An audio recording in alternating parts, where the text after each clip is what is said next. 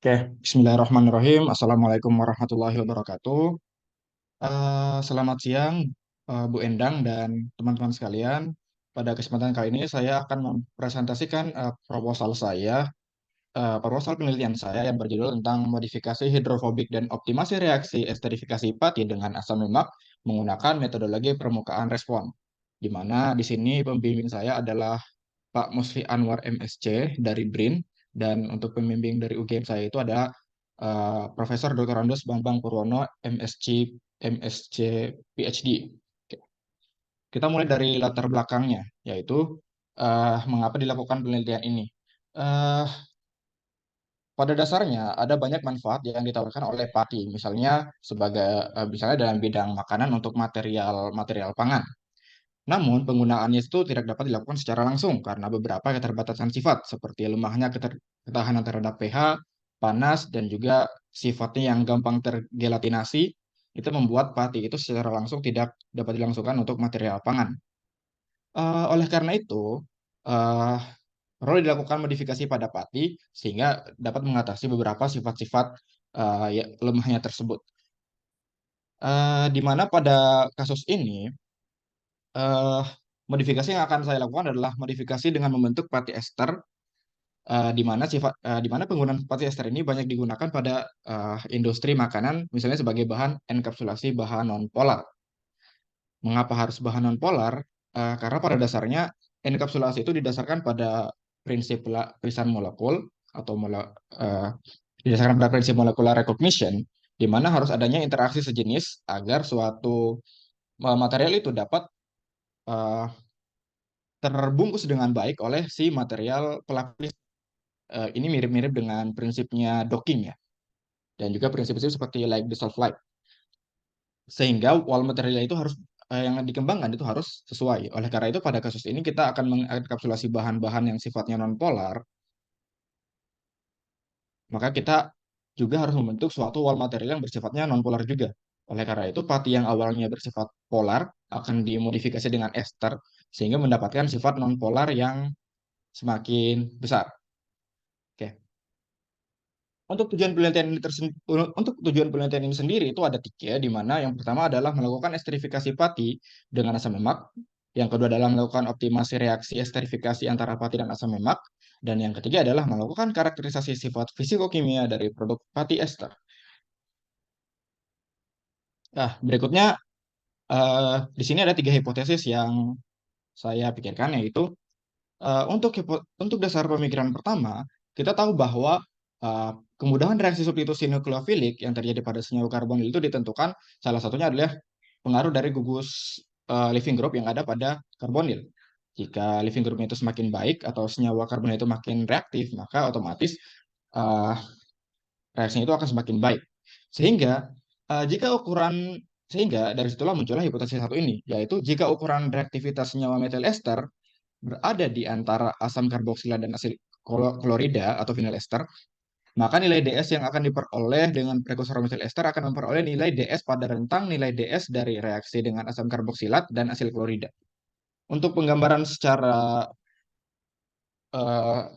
secara lain itu seperti ini. Misalnya Winkler et al. Melakukan esterifikasi pada tahun 2013 gitu kan, menggunakan hasil halida, itu diperoleh DS atau derajat substitusi yang menandakan banyaknya gugus ester yang masuk pada pati, di mana maksimal itu 3. Di sini ketika menggunakan hasil halida itu mendekati 3 DS-nya. Sementara Zhang et al. Pada tahun 2019 melakukan esterifikasi menggunakan asam karboksilat hanya diperoleh DS sebesar 0,08. Sehingga jika kita menggunakan ester, harusnya nilai DS yang akan diperoleh itu adalah sekitar 0,08 sampai 3.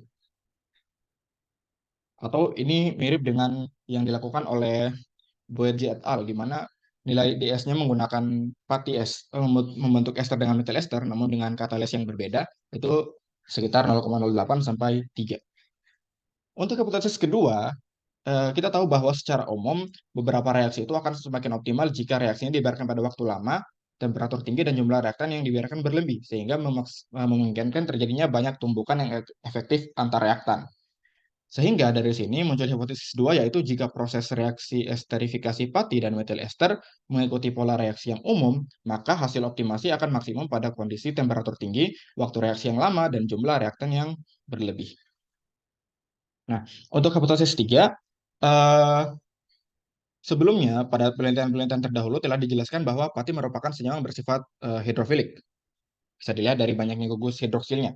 Beberapa penelitian telah memasukkan gugus hidrofobik sehingga membuat pati memiliki sifat yang hidrofobik dan hidrofilik secara bersamaan. Salah satu cara untuk melihat munculnya sifat hidrofobik itu dapat dilihat dari sudut kontaknya. Di mana kalau ya pati pada umumnya itu punya sudut kontak yang rendah, kurang dari 60 derajat, artinya dia itu cukup polar.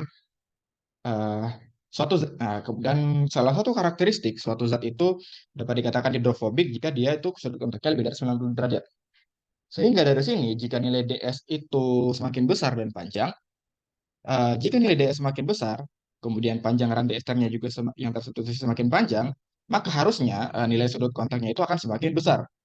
Dalam hal ini lebih dari 90 derajat, yang menandakan bahwa sifat zatnya itu akan semakin bersifat non-polar.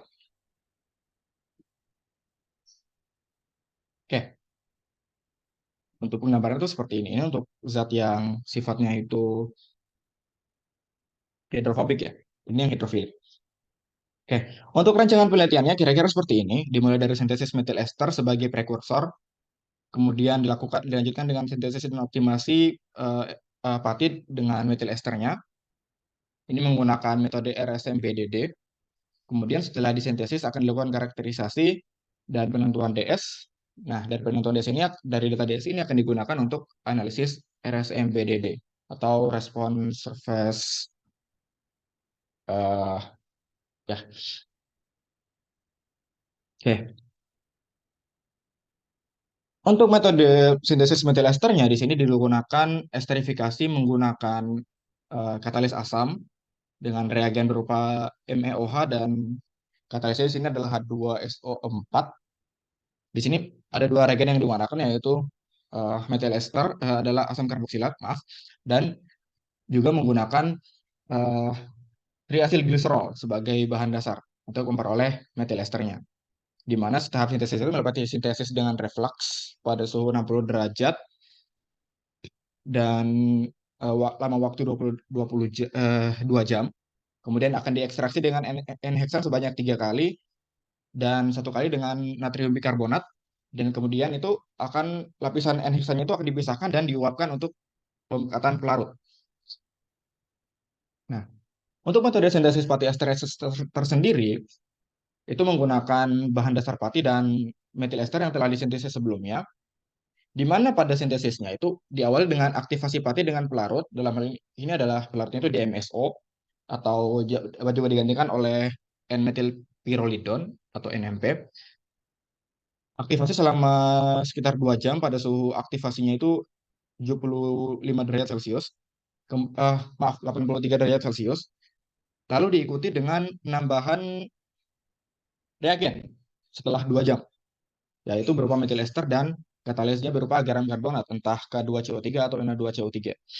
Nah, setelah di work up reaksinya, itu dilakukan pengendapan menggunakan ETOH untuk memperoleh produk.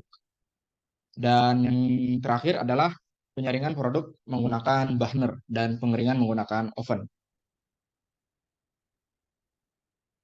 Untuk optimasi pada penelitian kali ini itu digunakan pendekatan statistik, yaitu Response Surface Methodology atau RSM, di mana pada metode RSM ini setidaknya ada 6 tahap yang harus dilakukan, yaitu adalah memilih respon, kemudian memilih strategi yang akan digunakan, menjalankan eksperimen, mendapatkan fitting dan model, kemudian mengkonversi model yang telah dilakukan, dan berikutnya adalah mengoptimasi proses tersebut. Oke. Pada kasus ini, strategi yang akan digunakan adalah box Bank design. Untuk responnya sendiri itu berupa DS ya tadi. Nah, intermezzo aja bahwa RSM itu adalah metode statistik untuk merancang eksperimen di mana dia didasarkan pada kecocokan model matematis, fungsi linear, polinomial, kuadratik, dan lain-lain dengan hasil eksperimen yang dihasilkan pada eksperimen yang dirancang. Verifikasi model diperoleh melalui teknik statistik. Nah, untuk metode PBD sendiri, kita membutuhkan setidaknya tiga elemen numerik dan sepanjang tiga level. Artinya kita butuh tiga variabel dengan nilai yang divariasi sebanyak tiga level. Di mana pada penelitian ini, eh, ketiga variabel yang dipilih adalah perbandingan mol, temperatur, dan waktu reaksi. Sementara untuk levelnya itu, eh, untuk perbandingan mol itu adalah 1:1, 2:1, dan 3:1. Temperaturnya eh, pada 80, 100, dan 120 derajat Celcius. Sementara untuk waktu reaksinya pada 4, 8, dan 12 menit. Jumlah percobaan untuk melakukan analisis dengan BBD ini itu kita nyatakan sebagai N, di mana dia didefinisikan sebagai N sama dengan 2K K-1 ditambah C0. Artinya kalau di mana K itu adalah jumlah faktor atau jumlah ininya, variabelnya, di mana kalau kita hitung kita harus membutuhkan setidaknya adalah 15 percobaan untuk tiga elemen. Eh, yang terakhir adalah karakterisasi, di mana karakterisasi di sini itu ada beberapa tahap, ada beberapa jenis karakterisasi yang dilakukan, yaitu adalah analisis DS dengan metode volumetri. Ini volumetrinya titrasi balik, di mana nanti mula-mula zatnya itu akan ditambahkan dengan NaOH, kemudian dititrasi balik dengan HCl. Berikutnya kita juga akan melakukan analisis sudut kontak menggunakan contact angle analyzer. Kemudian di sini digunakan FTIR ATR untuk memudahkan proses karakteristik gugus fungsi. Tidak perlu menggunakan pelet, cukup langsung memasukkan sampel dan spektra airnya akan langsung keluar. Itulah keunggulan dari FTIR ATR. Selain itu akan dilakukan analisis TGA untuk melihat ketahanan thermal dari produk yang diperoleh, apakah ketahanan thermalnya semakin baik atau malah sebaliknya. Eh, Juga akan dilakukan analisis reologi untuk melihat pasting propertinya. Dan yang terakhir kita akan melakukan analisis dengan scanning elektron mikroskop untuk melihat bagaimana kondisi morfologi dari pati ester yang telah disintesis. Sekiranya mungkin itu yang dapat sampaikan. Eh, Mohon maaf jika ada salah kata. Saya akhiri. Assalamualaikum warahmatullahi wabarakatuh.